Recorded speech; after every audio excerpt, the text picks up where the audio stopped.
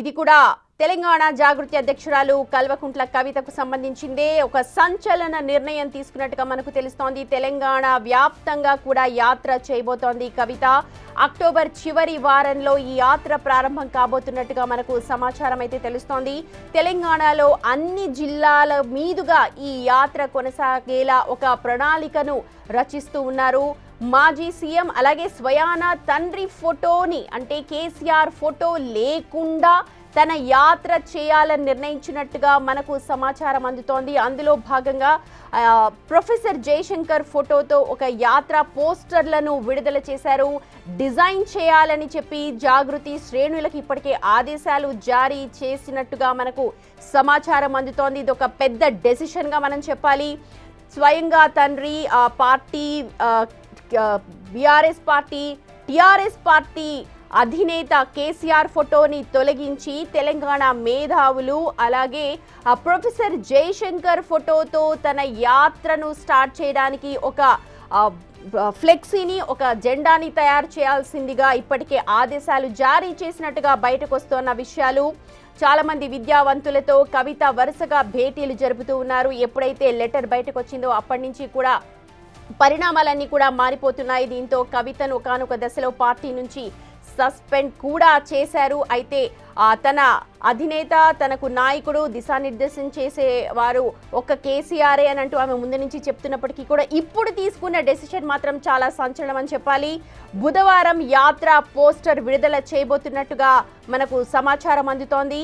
అయితే చికటపల్లి సెంట్రల్ లైబ్రరీలోకి వెళ్లేందుకు ప్రయత్నం చేసిన కవిత ఆ తర్వాత మనకు ఈ డెసిషన్స్ తీసుకున్నట్టుగా మనకు అక్కడ ఉన్న వాళ్ళతో సమాచారం అందుతోంది. ఇప్పటికే తను తెలంగాణ వ్యాప్తంగా కూడా యాత్ర చేస్తాను అంటూ అక్కడున్న కొద్ది మందితో చిట్చాట్లో మాట్లాడినట్టుగా మనకు సమాచారం అందుతోంది. తెలంగాణ మేధావులు విద్యావంతులతో ఇప్పటికే కవిత వరుస భేటీలు కొనసాగుతూ ఉన్నాయి. అయితే బుధవారం రోజు యాత్ర పోస్టర్ ని విడుదల చేయబోతున్నట్టుగా మనకు సమాచారం అందుతోంది. యాత్ర పోస్టర్ విడుదల చేయడంలో ఎటువంటి ఆసక్తి లేకపోయినా ఆ పోస్టర్ లో మాత్రం తండ్రి టీఆర్ఎస్ అధినేత పార్టీ జాతిపితగా తెలంగాణ జాతిపితగా చెప్పుకుంటూ వస్తోన్న కేసీఆర్ ఫోటోని తొలగించి ప్రొఫెసర్ జయశంకర్ ఫోటోని పెట్టాల్సిందిగా ఆదేశాలు ఇచ్చినట్టు మనకు సమాచారం అందుతోంది. మా ప్రతినిధి విజయ్ ఉన్నారు అప్డేట్స్ అందించడానికి. విజయ్, ఇది ఎంతవరకు నిజం? రేపు పోస్టర్ని విడుదల చేయబోతున్నట్టుగా మనకు డీటెయిల్స్ తెలుస్తూ ఉన్నాయి. దీనికి సంబంధించి ఏమి ఇన్ఫర్మేషన్ ఉంది మీ దగ్గర, ఒకసారి షేర్ చేయండి. సుమతి, అయితే తెలంగాణ జాగృతి అధ్యక్షురాలు కల్వకుంట్ల కవిత ఒక సంచలనమైనటువంటి నిర్ణయం తీసుకున్నారని చెప్పాలి. అయితే ఈ నెల అక్టోబర్ నెల చివరి వారంలో మొత్తం తెలంగాణ జిల్లా వ్యాప్తంగా ఉన్నటువంటి అన్ని జిల్లాల పర్యటనను కార్యక్రమానికి అయితే శ్రీకారం చుట్టిందనే చెప్పాలి. తెలంగాణలో ఉన్నటువంటి అన్ని జిల్లాల మీదుగా ఒక పర్యటన, అంటే ఒక రకంగా చెప్పాలంటే ఒక యాత్ర అనే చెప్పాలి. సో దీన్ని డిజైన్ చేసినట్టుగా కూడా అటు ఉన్నటువంటి జాగృతి నాయకులతో చర్చించినట్టు కూడా తెలుస్తా ఉంది. ఇందులో ప్రత్యేకంగా మొదటి నుంచి కూడా మనం చూస్తా ఉన్నాము, టిఆర్ఎస్ నుంచి కవిత బయటికి వచ్చిన తర్వాత తన సోషల్ మీడియా హ్యాండిల్స్ ఏవైతే ఉన్నాయో, అటు ట్విట్టర్ కావచ్చు లేకపోతే ఇతర ఇన్స్టాగ్రామ్ కావచ్చు, సో వాటన్నింటిలో పార్టీకి సంబంధించినటువంటి గుర్తులను కూడా తీసివేస్తూ వచ్చారు. గతంలో కూడా చూసాం మనం, ఆవిడ ట్విట్టర్ హ్యాండిల్లో కారు గుర్తును కూడా తొలగించింది. సో ఈ నేపథ్యంలో ఇప్పుడు ఏకంగా తన తండ్రి ఫోటో లేకుండానే ఇప్పుడు ఆ పోస్టర్ ని కూడా డిజైన్ చేస్తా ఉంది అని చెప్పి కూడా ఒక వార్త అయితే చక్కర్లు కొడతా ఉంది. రేపు ఉదయం 11 నుంచి 11:30 గంటల సమయంలో కూడా ఈ పోస్టర్ డిజైన్ ని కూడా ఆవిష్కరించేటువంటి మనకు అక్కడ అవకాశం కూడా కల్పిస్తా ఉంది.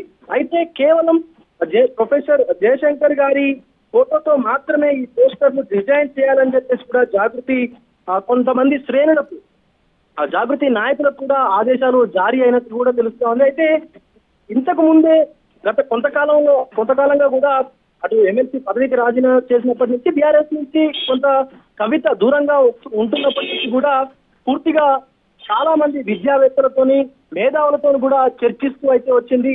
సో గతంలో కొత్త పార్టీ పెడతారు అన్నటువంటి మాటలు కూడా వినిపించాయి. విజయ్, మీరు అన్నట్టుగా నిజంగా ఒక సంచలన నిర్ణయం అని చెప్పాలి. కేసీఆర్ ఫోటోని తొలగించి ప్రొఫెసర్ జయశంకర్ ఫోటోని అందులో పెట్టి అక్టోబర్ చివరి వారంలో యాత్ర స్టార్ట్ చేస్తాను, తెలంగాణ వ్యాప్తంగా జిల్లాల వారీగా వెళతాను అని చెప్పి డీటెయిల్స్ మనకు తెలుస్తున్నప్పటికీ రేపు బుధవారం రోజు ఈ యాత్ర పోస్టర్ని విడుదల చేస్తామంటున్నారు. ఏ సమయానికి, ఎప్పుడు, దీనికి సంబంధించి మీడియాకి ఏమైనా ఇన్ఫర్మేషన్ ఉందా? ఎస్, ఖచ్చితంగా సుమతి. రేపు 11 గంటల సమయంలో ఈ పోస్టర్ ని కూడా రిలీజ్ చేసేటువంటి అవకాశం అయితే కనిపిస్తా ఉంది. ఈవెన్ అంటే మీడియా సమక్షంలోనే ఈ పోస్టర్ ని కూడా రిలీజ్ అయితే చేస్తారు. అయితే కరెక్ట్ గా వారం రోజుల ముందే, అంటే ఇప్పుడు చివరి వారంలో మనకి యాత్ర ప్రారంభం అయితే వారం నుంచి 10 రోజుల ముందే ఈ పోస్టర్ ని రిలీజ్ చేసి కవిత చేసేటువంటి యాత్రని ప్రజల్లోకి పెద్ద ఎత్తున తీసుకెళ్లే విధంగా, అలాగే జాగృతి కార్యకలాపాలు ఏవైతే చేస్తా ఉన్నారో జాగృతి తరపు నుంచి, జాగృతి సంస్థ నుంచి అవన్నీ కూడా ప్రజల్లోకి తీసుకెళ్లే విధంగా ఈ వారం 10 రోజులు కార్యాచరణను కూడా మొదలు పెట్టిందనే చెప్పాలి ముందే. అయితే ఈ రానున్నటువంటి ఈ అక్టోబర్ నెల చివరి వారంలో పూర్తిగా అన్ని జిల్లాల మీదుగా, అంటే అన్ని జిల్లాలు కవర్ అయ్యే విధంగా ఈ పర్యటన అయితే దీనికి శ్రీకారం చుట్టినట్టు విజయ్. ఇప్పటి వరకు కూడా ఏదైనా పార్టీలో చేరుతారేమో కవిత, లేకపోతే చాలా మంది ఆహ్వానాలు పలికారు అని చెప్పి ఇలాంటి రూమర్స్ వస్తున్నప్పటికీ కూడా తన ఫస్ట్ స్టెప్ వేసినట్టుగా మనం అనుకోవచ్చా ఈ యాత్రతో? ఎందుకంటే గతంలో కూడా అడిగితే జాగృతి తెలంగాణ సంస్కృతికి సంబంధించే ప్రస్తుతం నేను మాట్లాడుతున్నాను, ప్రస్తుతం దీనికి సంబంధించే నేను కార్యాచరణ సిద్ధం చేస్తున్నాను, ఇంకా నేను ఎటువంటి ఆలోచన చేయలేదు అని చెప్పిన కవిత ఇప్పుడు తన యాత్రకు శ్రీకారం చుడుతూ ఉన్నారు. తెలంగాణలోని అన్ని జిల్లాల మీదుగా కూడా యాత్ర కొనసాగేలా ఒక ప్రణాళికను డిజైన్ చేసుకుంటూ ఉన్నారు అంటే తన పొలిటికల్ కెరియర్ కి తనంతల తాను నిలబడుకోవడానికి ఒక ఫస్ట్ స్టెప్ వేసింది అనుకోవచ్చా?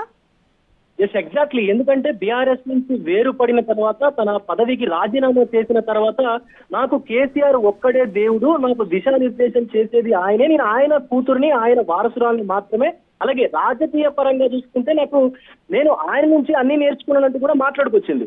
దాని తర్వాత ఇతర పార్టీల్లో కవిత చేరతారు, ఈవెన్ కాంగ్రెస్ తో చేరతారు, ఈవెన్ బీజేపీలో చేరతారంటూ కూడా వార్తలు వచ్చాయి. కానీ తర్వాత కవిత చేసినటువంటి ఈ కార్యాచరణ అంతా కూడా చూస్తా ఉంటే ఖచ్చితంగా సొంత పార్టీ పెడుతుంది అనేటువంటి ఊహాగానాలకు మరింత బలం కూడా చేరుతుందని చెప్పాలి. ముఖ్యంగా ఇప్పుడు ఈ ఏదైతే యాత్రకు సంబంధించినటువంటి అంశం తీసుకుంటే ఈ పార్టీ పెట్టడానికి ముందే ప్రజల్లోకి మరింత బలంగా వెళ్లేందుకు ఇదొక ప్లాన్ అని కూడా చెప్పుకోవచ్చు. అయితే ఇటు అన్ని జిల్లాలకు సంబంధించినటువంటి ఈ యాత్రకు సంబంధించి పూర్తిగా ఇప్పటికే జిల్లాల్లో ఉన్నటువంటి ప్రతి ఇన్ఛార్జిని కూడా నియమించారు. అలాగే ప్రతి జిల్లాకు సంబంధించిన మండలాల్లో కూడా కన్వీనర్లను కూడా ఏర్పాటు చేసుకుని ఈ కవిత యాత్రని విజయవంతం చేసే విధంగా అయితే పూర్తిగా కార్యాచరణను ఇప్పటికే మొదలు పెట్టారని చెప్పాలి. అయితే ముఖ్యంగా మొదటి నుంచి కేసీఆర్ తనకు దైవం, కేసీఆర్ నాకు అండాదండ, అలాగే కేసీఆర్ ఆశీస్సులు ఉంటే, నా తండ్రి ఆశీస్సులు ఉంటే నేను ఏదైనా సాధిస్తానంటూ చెప్పుకొచ్చిన కవిత ఇప్పుడు కేసీఆర్ ఫోటో లేకుండానే ఈ పోస్టర్ ఆవిష్కరిస్తుంది అన్నటువంటి విషయాన్ని మరి తెలంగాణ ప్రజలు ఎలా తీసుకోబోతున్నారనేది కూడా వేచి చూడాల్సినటువంటి పరిస్థితి మనకి. విజయ్, ఇప్పుడు యాత్ర ప్రారంభించేటప్పుడు తెలంగాణ జాగృతి అధ్యక్షురాలిగానే ఆవిడ వెళ్తూ ఉంటారా? కల్చరల్ దానిగా చూస్తారా? పొలిటికల్ గా కష్ట నష్టాలు తెలుసుకోవడానికి ట్రై చేస్తారా? ఉద్దేశం ఏమై ఉండొచ్చు అని మేధావులు అనుకుంటున్నారు? లేకపోతే జాగృతి నాయకులు కొంతమంది ఏదైతే ది పోస్టర్ డిజైన్ చేస్తున్నారో వాళ్ళ నుంచి మీరు ఏమైనా మాట్లాడారా?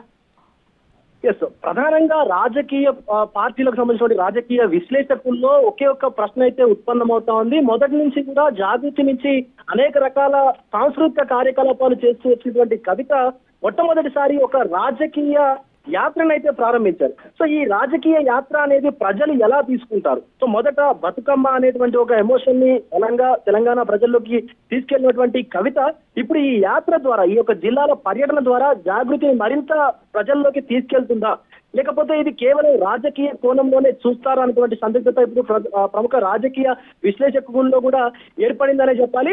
అయితే కవిత చేస్తున్నటువంటి ఈ యొక్క జిల్లాల పర్యటన ఏదైతే ఉందో అటు బీఆర్ఎస్ కి కూడా కొంత దెబ్బ అనే రాజకీయ విశ్లేషకులు అయితే కొంత అనుమానాలు కూడా వ్యక్తం అవుతా ఉన్నాయి. ఎందుకంటే మొదటి నుంచి కూడా బీఆర్ఎస్ లో ఉన్నటువంటి ముఖ్య నేతల్ని, అటు హరీష్ రావు కావచ్చు, సంతోష్ రావు కావచ్చు, వీళ్ళపైన ప్రధానంగా మీడియా ముందే సంచలనమైనటువంటి ఆరోపణలు చేసినటువంటి కవిత ఇప్పుడు ప్రజల్లోకి వెళ్తా ఉంది. సో అటు బీఆర్ఎస్ ని నెగిటివ్ చేస్తేనే జాగృతిని ప్రజల్లోకి తీసుకెళ్లేటువంటి విధంగా కార్యాచరణ అయితే రూపొందించిందనే చెప్పాలి. విజయ్, ఇక్కడ యాత్ర ఇది ఒక ఇంట్రెస్టింగ్ సబ్జెక్ట్. ఎందుకంటే ఇప్పటి వరకు ఎవరైతే నాయకులు యాత్రలు చేశారో, పాదయాత్రలు చేశారో వాళ్ళందరూ కూడా ముఖ్యమంత్రులు అయ్యారు, మంచి పదవులని ఆశించారు. ఈ స్ట్రాటజీని ఇప్పుడు ఏమైనా ఫాలో అవుతోంది కవిత అని అనుకోవచ్చా? ఎందుకంటే ఒక హిస్టరీని గనక మనం చూసుకుంటే యాత్రలు ప్రతి ఒక్కరికి కూడా పదవుల్ని కట్టబెట్టాయి.